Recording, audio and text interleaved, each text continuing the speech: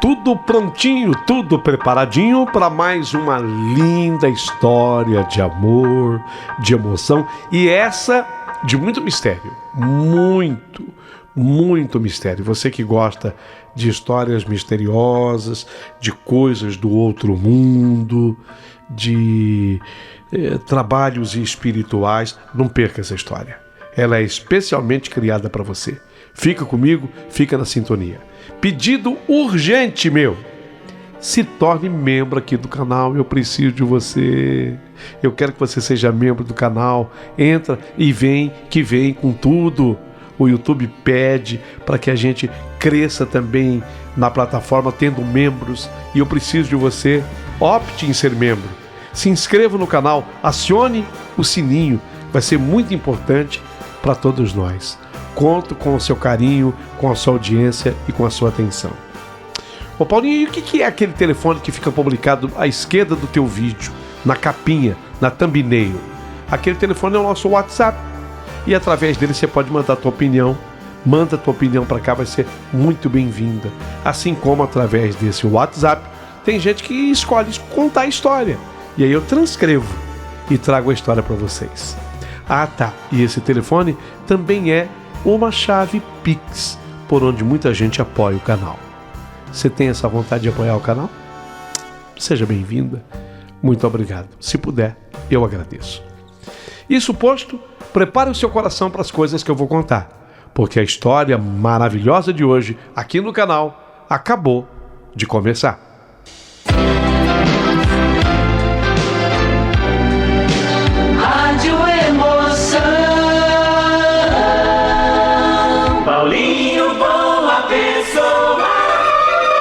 A verdade de cada um.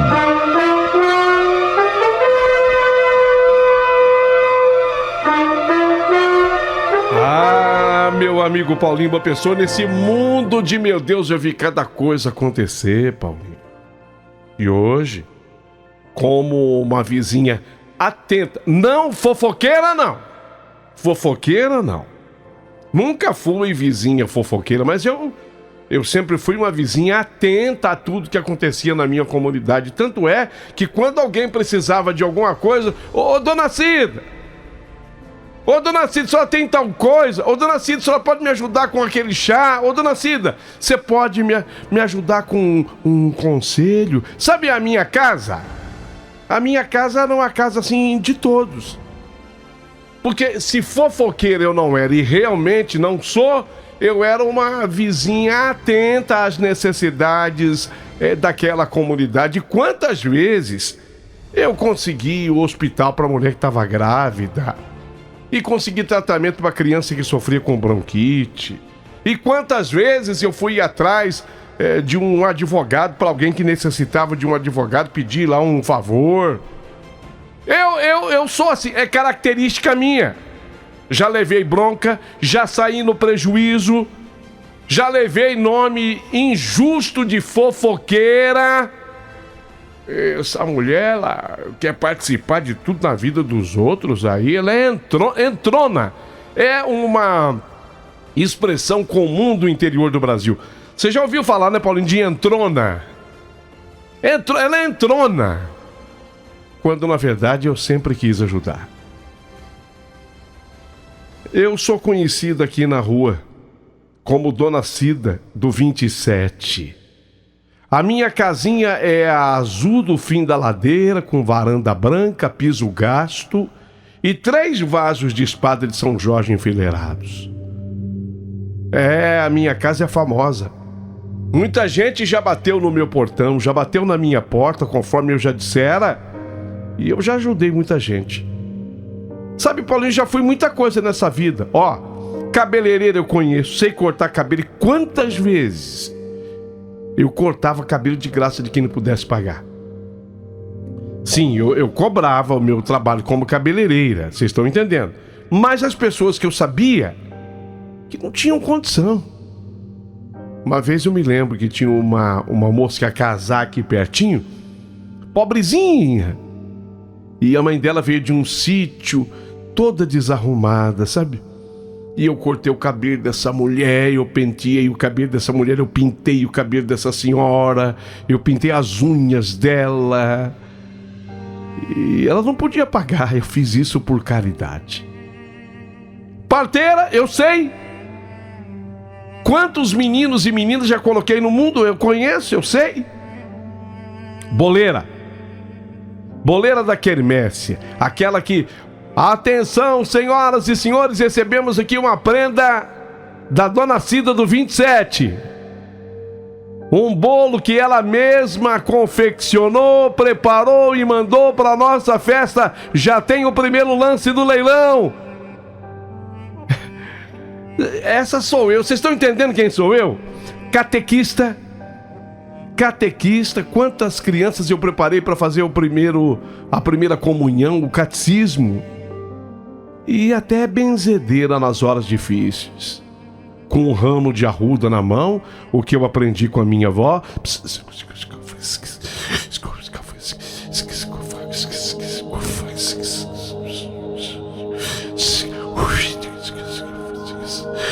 Eu benzo as pessoas. Mas hoje eu sou aposentada mesmo.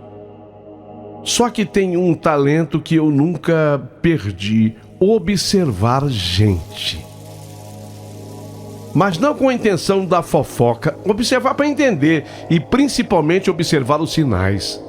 Porque o mal não aparece com chifre e tridente, não. O mal, quando ele chega na vida de alguém, ele chega de mansinho e vem disfarçado. E naquela semana que passou, ele bateu na porta da nossa rua, travestida de desespero. E o nome do desespero era a Mônica. A Mônica! Morava perto de casa, eu estava no 27, ela morava no 15. A Mônica morava num sobradinho número 15. Tinha seus 30 e poucos anos, cabelo liso, roupa alinhada, andar elegante.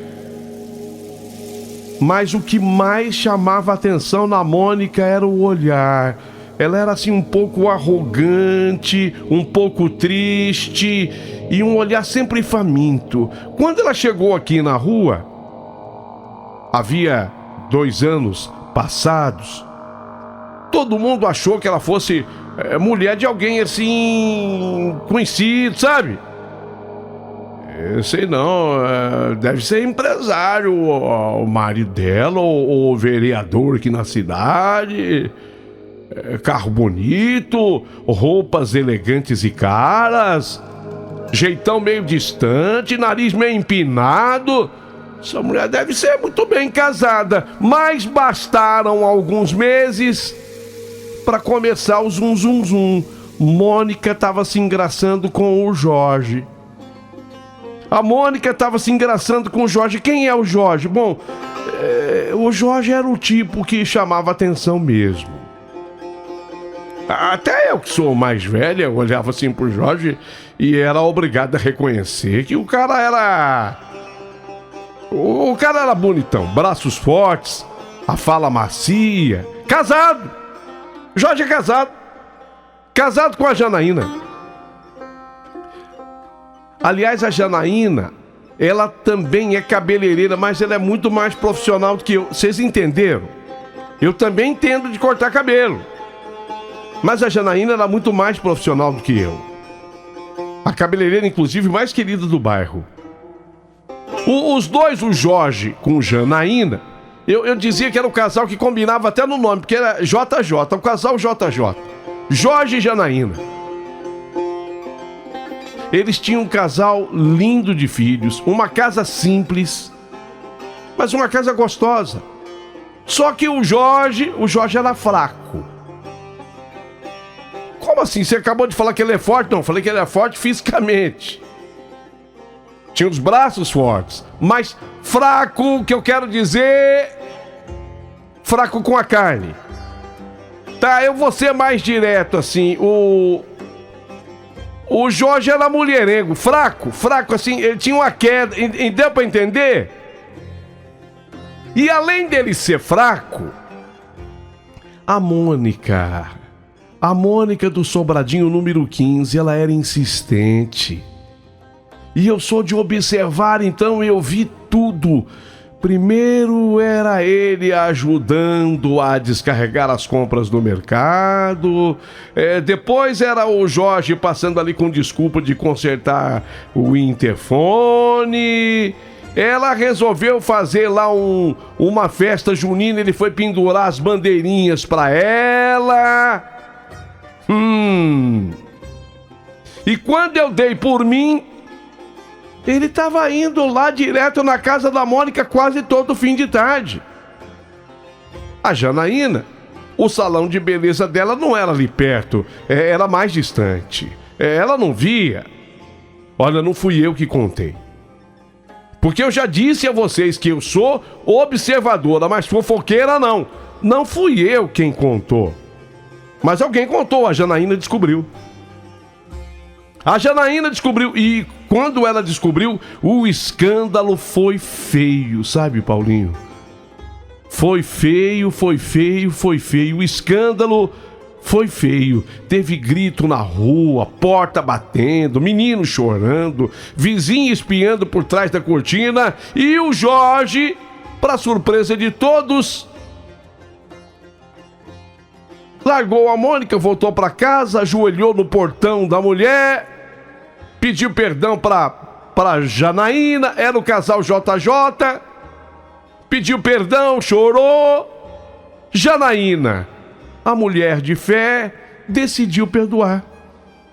Disse que pela família, pelos filhos, pelo amor que ainda existia, tá tudo bem então, Jorge. Se é pelo bem da nossa família, eu te perdoo. Mas que tava tendo teretetê do Jorge com a Mônica do Sobradinho 15, ninguém tinha dúvida. No entanto, se Janaína perdoou o marido, a Mônica não aceitou a derrota, não. Ela veio me contar.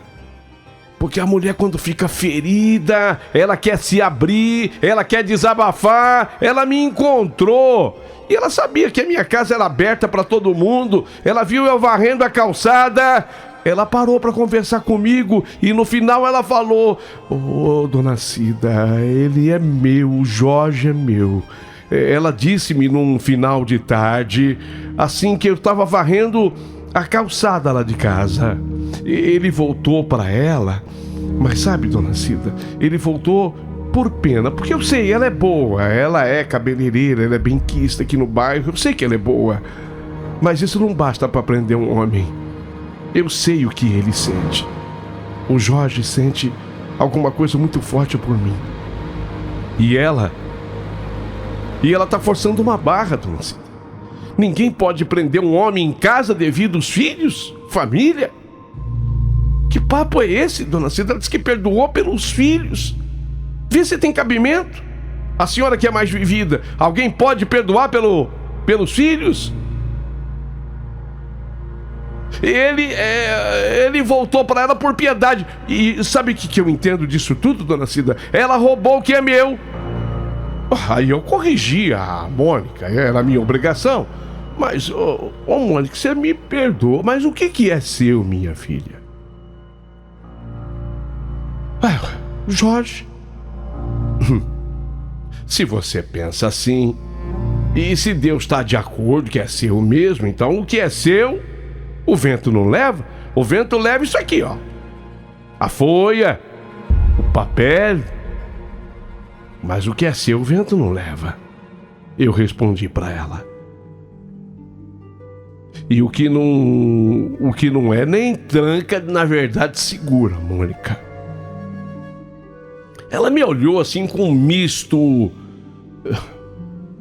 meio de admiração no início e depois raiva, porque eu falei essa frase última. E o que não for seu, o que não é seu, nem tranca segura.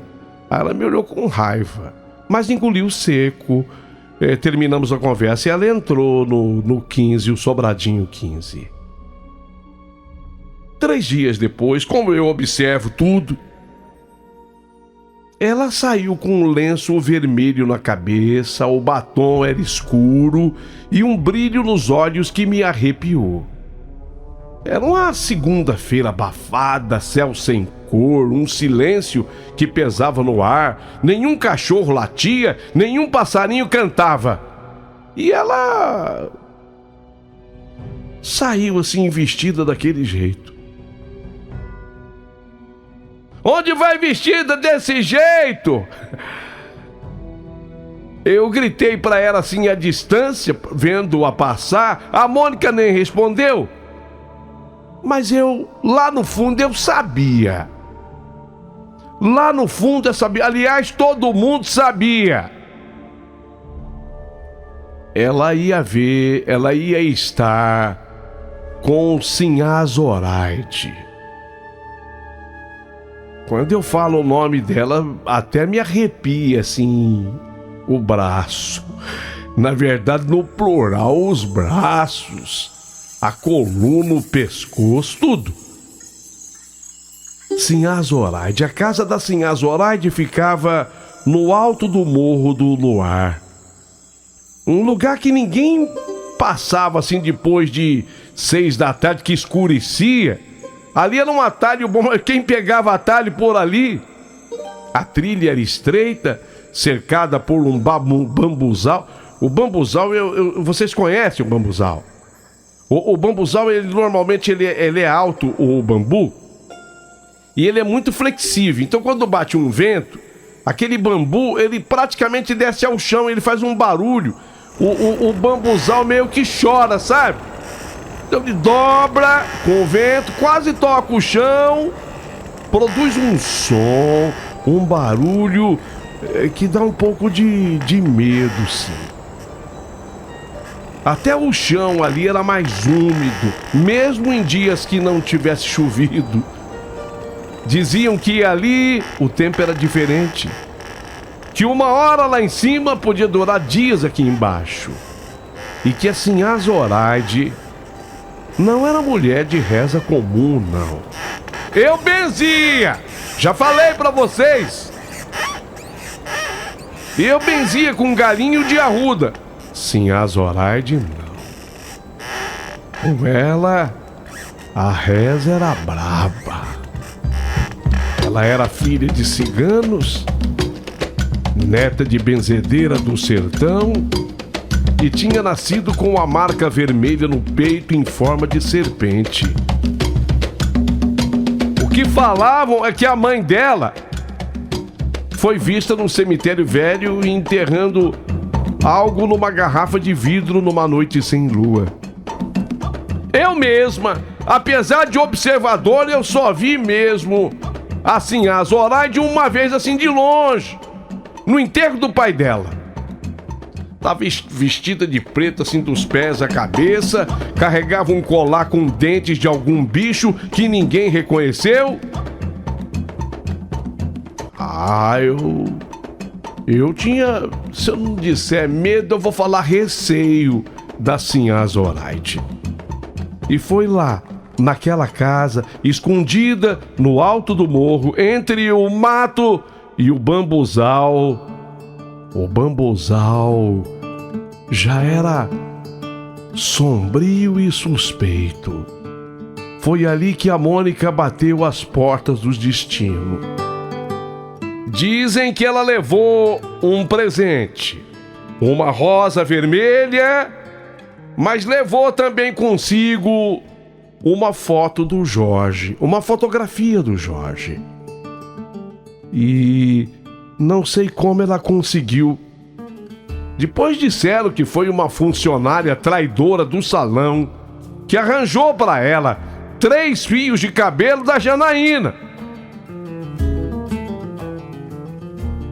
Ou eu desconfio, sei lá, que naquele dia do arranca-rabo entre elas se tocaram, de repente ela arrancou, pegou, sei lá. Sinhá Zoraide aceitou tudo sem fazer perguntas. A casa da Sinhá Zoraide por dentro era escura. Quem esteve lá me contou. cheia de ervas penduradas, imagens cobertas com panos pretos e velas.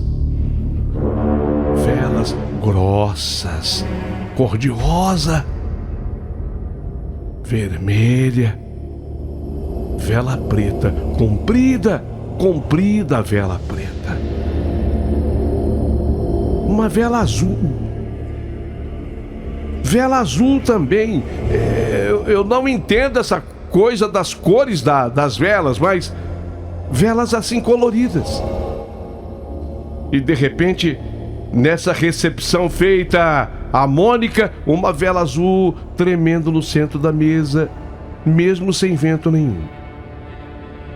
E de acordo com o que Mônica contou depois, Sinhá Zoraide mandou que ela não cruzasse os braços. Eu não cruzo os braços não, minha filha. Cruza não. Durante o ritual todo, você tem que ficar com os braços descruzados. E fica de zóio aberto, os dois zóios abertos. E não se recue nem diante da dor, tá? Mas eu vou sentir dor às vezes. Mas nem assim você se recue. E então começou.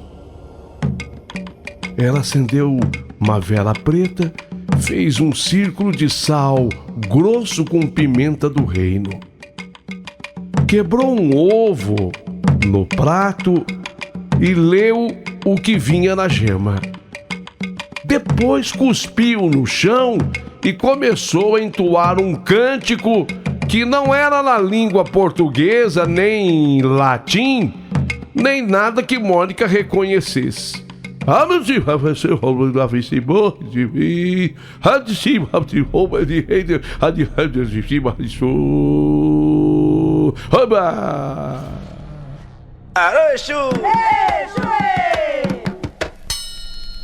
O chão tremeu. As velas se apagaram sozinhas. O relógio da parede parou às 16h16. Parou. E então Sinhá Zoraide olhou fundo nos olhos da Mônica e falou: "Você quer ele de volta, né? Jorge, você quer ele de volta?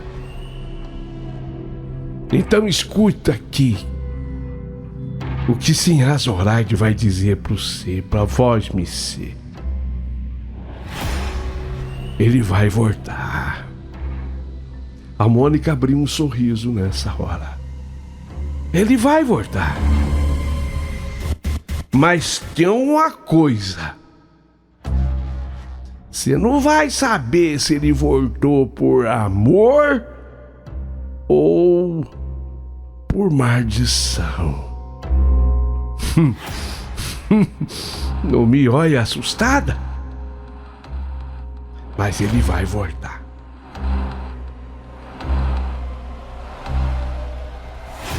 O que você amar vai doer.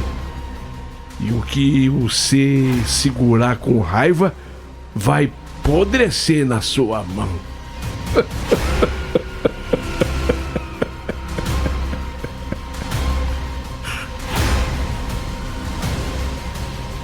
A Mônica saiu de lá com a promessa feita. Mas a rua já não era mais a mesma. Quando ela voltou, os cachorros latiam sem parar. Quando ela passava, diz que nunca foi assim. As crianças choravam perto dela. As plantas na frente da casa secaram em 2 dias. E o pior de tudo, Jorge voltou. Um dia depois que ela foi lá. O Jorge da Janaína apareceu na porta dela de noite, com os olhos vermelhos, o rosto cansado, e falou pra Mônica: "Eu nem sei por que eu vim.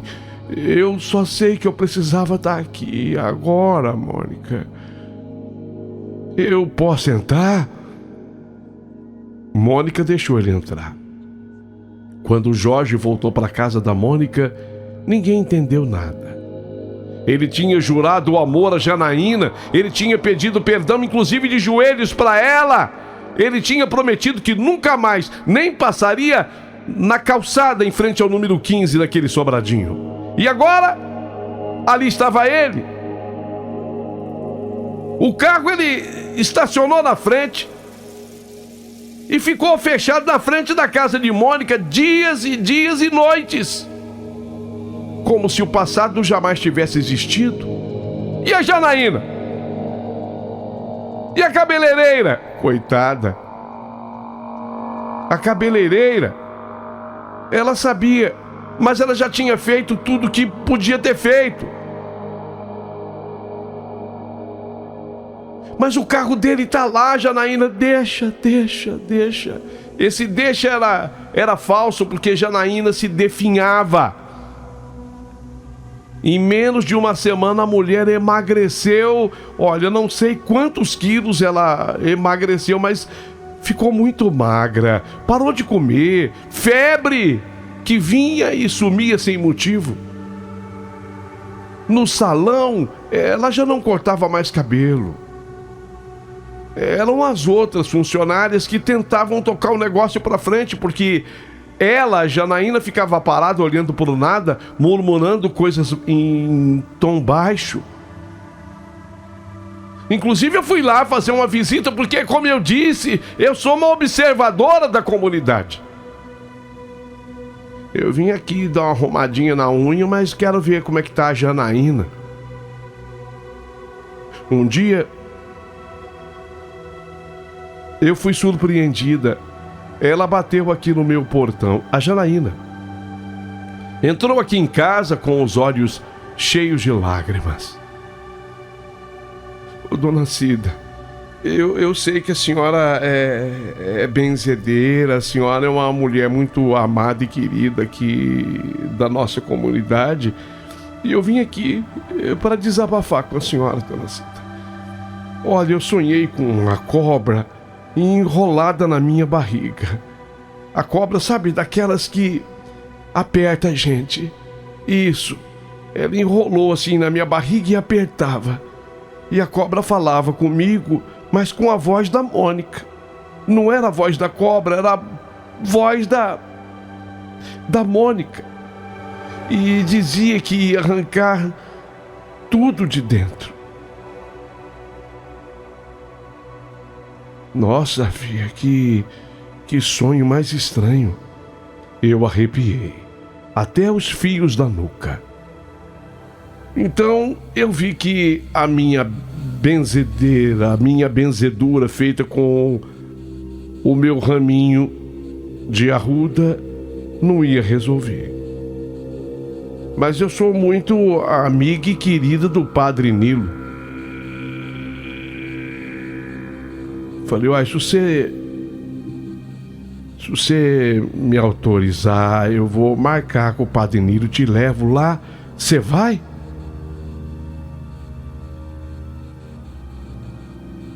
Uai, se é pro meu bem, eu vou sim. Tá. Combinei com o Padre Nilo, ele bom. Levei a Janaína lá. Ele orou, benzeu, passou água benta e falou para ela: isso não é só físico, viu, Dona Cida? O que ela tem é alma ferida. Enquanto isso, a Mônica andava diferente. A Mônica, do Sobradinho 15, estava pálida, olheiras, mas sempre sorrindo. Sorria quando passava em frente à minha casa. De vez em quando, ela cruzava com a Janaína. O salão da Janaína era mais distante, mas a casa era ali. E de vez em quando elas se cruzavam. Sorria quando passava pela Janaína na rua. Sorria quando via os meninos indo para a escola tristes. Os filhos do Jorge e da Janaína. E o pior, sorria sozinha, como se ouvisse alguém falando no ouvido dela. E Jorge? Ele mal saía do Sobrado 15.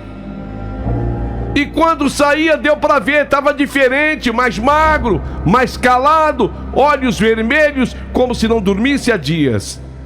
Às vezes, ele saía do sobrado 15 e ele ficava olhando para o nada, parado no meio da calçada, indeciso de por onde devesse caminhar. Um dia, eu vi encostado num poste chorando feito criança. A vizinhança começou a cochichar. Isso não é amor, nada. É trabalho feito. Ela foi lá no morro. Ela foi conversar com a senhora Zoraide.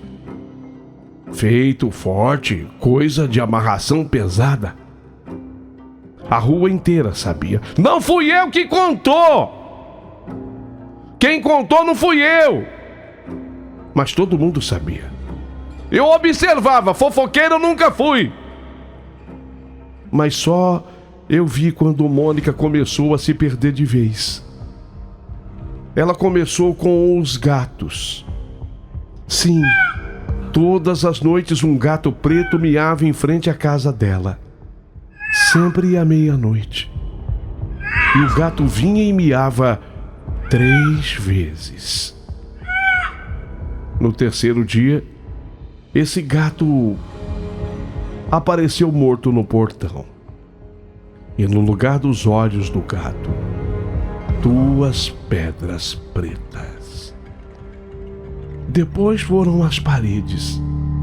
Um dia, o Jorge saiu correndo e gritando: elas estão rastejando pelas paredes! Elas estão olhando para mim! E Mônica só ria.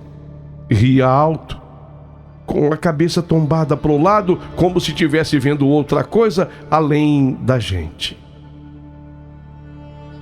Ela veio, dona Cida. Ela murmurou para mim certa noite, parada em frente à minha varanda.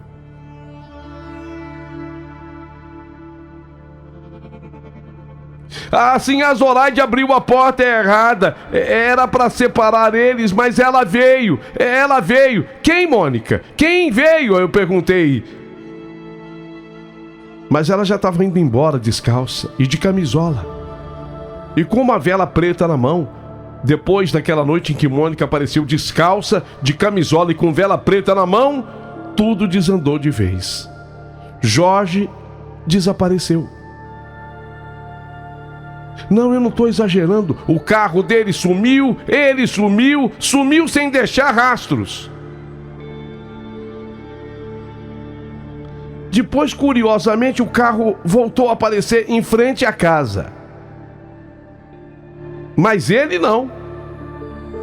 A Mônica passou 3 dias seguintes trancadas, gritando, quebrando tudo dentro de casa, como se louca estivesse. Os vizinhos chamaram a polícia. Até bombeiro chamaram o padre Nilo. E quando arrombaram a porta, a Mônica estava sentada no chão da sala, rindo, coberta de sangue de galinha e com palavras escritas nas paredes em carvão e unha. No chão, um espelho quebrado e num dos cacos, o nome dela escrito ao contrário. Eu o pedi de volta e ela veio! Ela gritava. Mas ela quer mais, ela quer a minha pele, ela quer a minha alma. Mas quem era ela? Ninguém sabia. Mas a senhora Zoraide também desapareceu. O pessoal disse, ela foi lá, a senhora Zoraide deve saber o que é isso. Subiram até a casa dela no morro. Não encontraram a senhora Zoraide. Só encontraram os panos das imagens queimadas, a mesa virada, livro rasgado, um livro de línguas estranhas e um cheiro forte de terra molhada com enxofre. Disseram que o bambuzal que se dobrava ao sabor do vento, os inúmeros pés de bambu, flexíveis os bambus, e aquele vento fazia com que os bambus praticamente tocassem no chão. Disseram que o bambuzal engoliu Sinhá Zoraide. Outros diziam que ela foi levada por quem atendeu ao chamado errado. E Mônica foi levada também, mas não pela mata, não pelo bambuzal. Levaram a Mônica para o hospital. Os bombeiros levaram. Essa mulher precisa de um psiquiatra urgente. E levaram para um hospital psiquiátrico de uma cidade que não ficava muito distante da nossa, não. Uns 100 quilômetros. Vocês acreditam que lá nesse hospital psiquiátrico a Mônica ficou?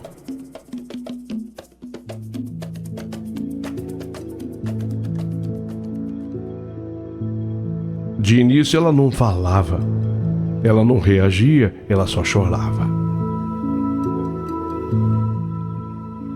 Mas depois eu como sou muito observador e gosto de gente, eu fui visitá-la. Passado um tempo. Na primeira visita pouco conversamos, na segunda idem, mas na terceira ela conversou comigo. Ô, Dona Cida, tenho sofrido demais, Dona Cida.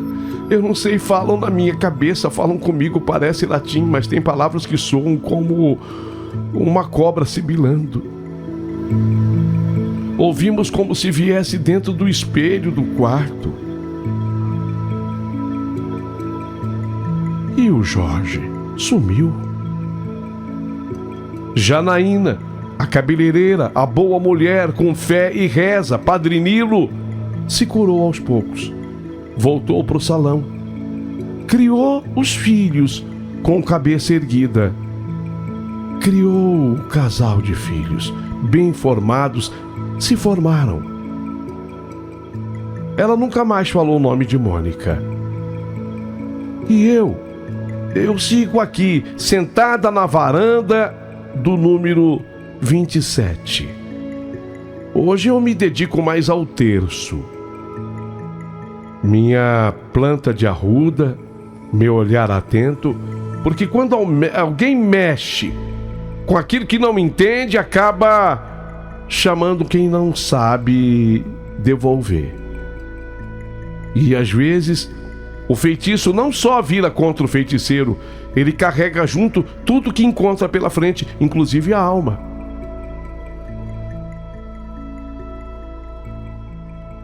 Parece que não. 20 anos se passaram.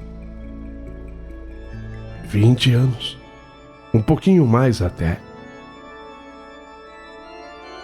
Até hoje, a Mônica continua internada. O salão da Janaína voltou a abrir, lógico. As vizinhas voltaram a andar com as sacolas cheias pela rua. Até os gatos voltaram a aparecer. Mas eu, Dona Cida, não confio em sossego repentino.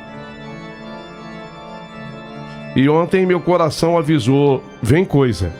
Porque o neto da Dona Olívia, a Dona Olívia é outra vizinha daqui, ela tem um neto, Kaique, de 5 anos. Ele veio aqui em casa com o joelho ralado. Lógico, veio... a Dona Olívia pediu um remedinho, sempre tem o tal do mertiolate. E o menino, quando eu estava passando o mertiolate, ficou olhando fixo para o espelho da minha cristaleira antiga. E de repente parou e disse com aquela vozinha fina: ô vó Cida, quem é o moço triste que fica olhando pra gente no espelho? Uai, que moço, Kaique? Ele apontou com um dedinho: aquele ali. Aquele ali, ó. Ele tá com o olho machucado. Ele tá chorando e dizendo: ela me chamou, mas agora não me deixa sair. Meu sangue gelou feito água benta em cemitério. O espelho estava vazio, mas o Kaique, uma criança de 5 anos, continuava olhando e falando.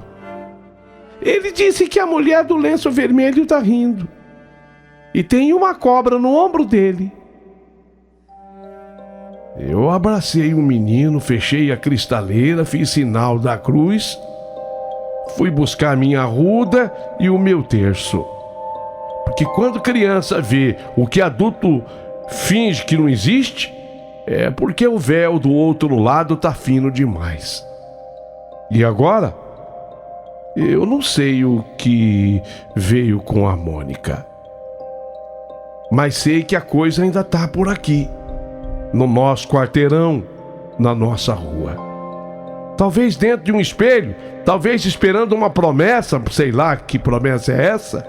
E eu sigo aqui na minha varanda, ouvindo, rezando, vigiando, porque o feitiço virou, mas o destino ainda está espreitando. A Mônica de vez em quando tem uma alta temporária.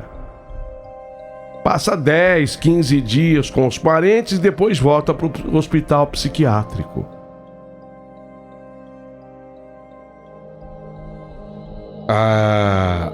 A Sinhá Zoraide, 5 anos depois dos fatos, faleceu.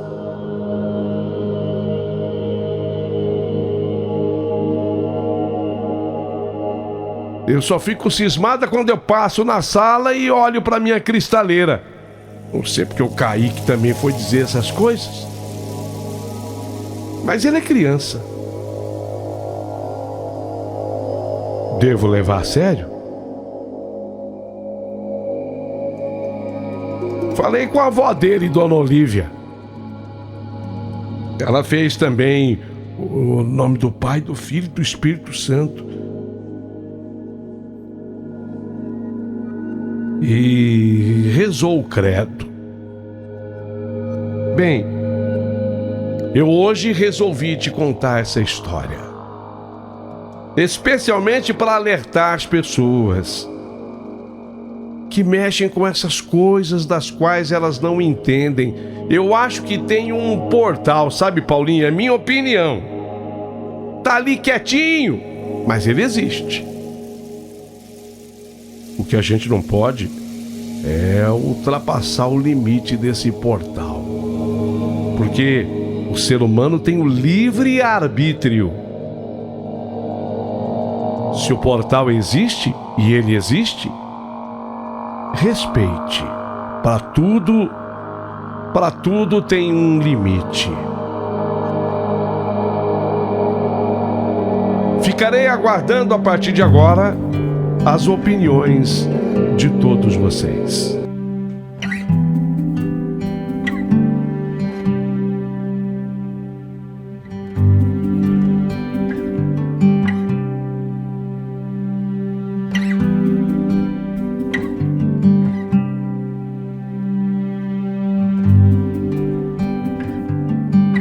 Bom dia, Paulinho, boa pessoa, muita luz, muita paz pra você. Aqui quem fala é Pai Augusto de Ogum.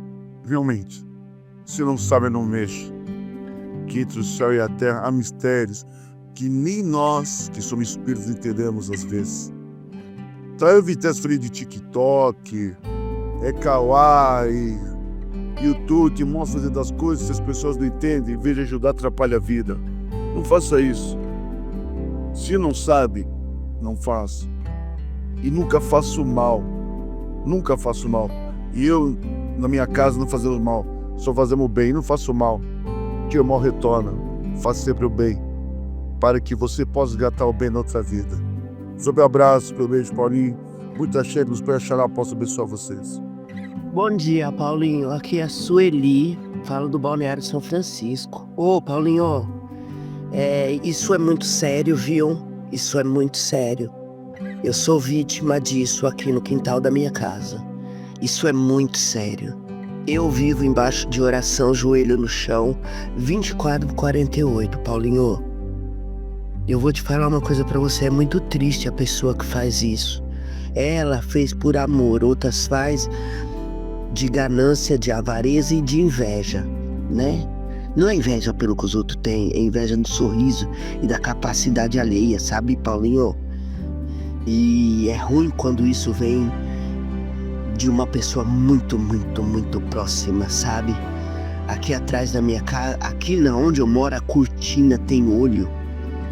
As cortinas têm olho, Paulinho, e a pessoa jura que não está sendo vista, sendo que está sendo notada por todo mundo. E toque trabalho espírita, mas o Jesus que eu creio é maior. Paulinho, ninguém é feliz destruindo família de ninguém, Paulinho. Sabe por quê? Porque família é instituição de Deus. Essa carta aí é um grande ensinamento, hein? Pra muita gente. Muita gente. Vigia, viu? Não faz o mal, não. Dia mais, dia menos, ele volta pra você. O difícil é que pra algumas pessoas demora muito. Bom dia, Paulinha, aqui é a Sueli do Jabaquara. Você não pode querer uma coisa que não é sua, né? Deus prepara tudo na hora certa, no momento certo. Ela quis destruir uma família, né? E hoje ela sabe que no íntimo dela, ela sabe o que ela fez errado, entendeu? Ela quis uma pessoa pelo mal, pela vingança. E querendo ou não, mais tarde sua consciência começa a te cobrar. E muitas vezes te leva à loucura. Por isso que eu falo, a gente deve sempre caminhar na estrada para que Deus sempre ilumine o nosso caminho. O que for de Deus, o que vier de Deus, que seja abençoado. O que não for, tirar. Se ela era uma mulher bonita, tinha necessidade dela, por vingança, fazer tudo isso, destruir uma família. Mas graças a Deus que Deus abençoou a mulher dele, cuida dos filhos dele, hoje os filhos dele estão formados, né? E que Deus ilumine a vida dela, né? O que a gente pode pedir para fazer por essas pessoas que fazem essas coisas é orar para que Deus dê a luz para ela, né? A gente tem que respeitar todas as religiões, porém, aquilo que é para destruir não é coisa boa. E mais tarde a cobrança vem, e veio dessa forma para essa moça. Bom dia. Bom dia, Paulinho. Bom dia a todos. Ouvintes e a todos do rádio. Eu sou a Ludinha Toseta Alexandre da Brasilândia, amiga do Nico Bernardes. Paulinho, as coisas não se brincam, né? Porque a gente não entende, tem que respeitar, não fazer por acaso e não brincar. Porque vai mexer com coisa que não entende, que não tem conhecimento profundo, acontece coisas ruins. Minha mãe falava que ela tinha uma irmã, foi antes da minha mãe ser irmã. Não, depois da minha mãe. Que ela tinha um cabelo muito lindo, muito lindo, muito lindo. Tinha uma vizinha lá que tinha muita inveja da minha avó. Aí ela foi lá pedir a navalha emprestada do meu avô, né, que se barbeava com navalha antigamente. A minha avó falou, nas coisas dele eu não mexo, a hora que ele estiver aqui, a senhora vem e pede. Ah, tá bom, dona Rosa, tudo bem. Fala pra Aurora levar lá um maço de couve pra mim. Quando a minha tia chegou lá, ela já tinha preparado um doce de abóbora. A partir do momento que a minha tia comeu esse doce, ela começou a se retorcer de cólica, que às vezes naquela época não tinha médica, do longe. Meu avô levou no benzedeiro, disse que ela foi, fizeram coisa para ela, foi para se vingar da minha avó, né? Porque ela achou que a minha avó não queria emprestar. Sei que não teve jeito, a minha tia morreu. Essas coisas existem. Fica quietinho, não mexe, se não entende também não debocha, né? Tem que respeitar. Bom dia a todos.